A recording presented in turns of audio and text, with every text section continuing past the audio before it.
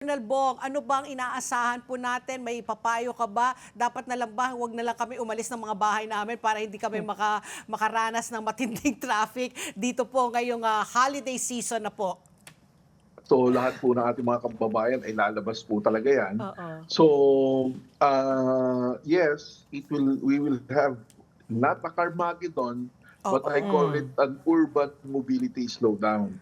Kasi Urban. that's what we have right now. Oo. Marami po talagang sasakyan, marami pong lumalabas na tao, marami pong lumalabas na goods dahil deliveries to the malls left and right, yung sa mga marketplaces, and ganoon din po yung mga tao namimili, so they get out of the houses, they go to these places, namamasyal, nagsha-shopping, and of course meron pa rin pong pumapasok sa eskwela, meron pa rin po tayong yung mga nagtatrabaho. So Oh. almost everybody is out of their houses and on the road. Kaya po talaga tayo nagkakaroon ng urban mobility slowdown. Oo. We come out with these templates that we've been using for the past 5 years or so, and we found it very useful.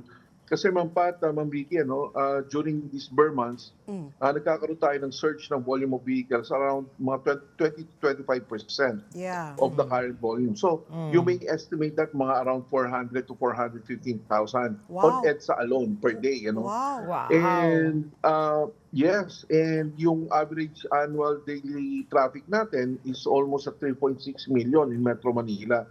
So it's really a challenge, right, in keeping those cars moving on the Oo. road. Oo. And that's why part of our traffic mitigating policy is yung tinatawag nating adjusted mall hours. Yan. Yung adjusted mall hours po, ma'am, what we do with that is that we let them start at 11 a.m. Open at up to 11 p.m. or later.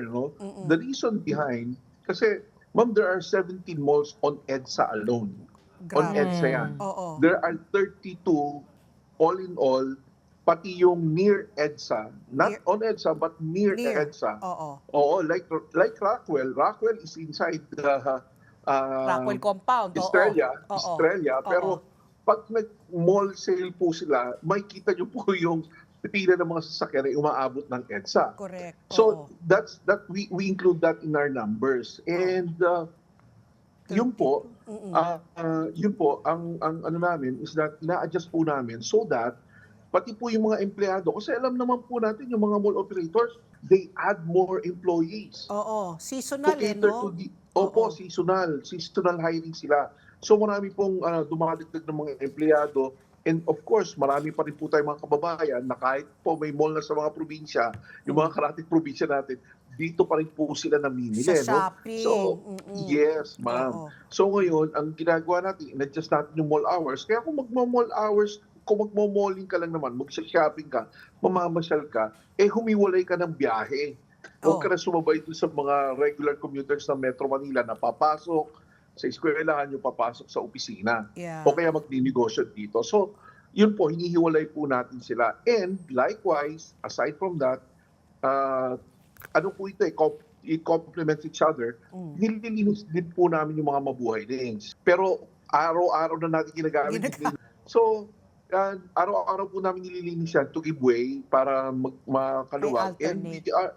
yes po, ini-encourage po natin yung mga kababayan natin, kung magmo-malling lang naman kayo or nating important yung lakad nyo, like mamamasyal, manunod ng sine, or whatever, kindly take the mabuhay lanes para magkaroon tayo ng segregation. Oo. Na Isi-free up.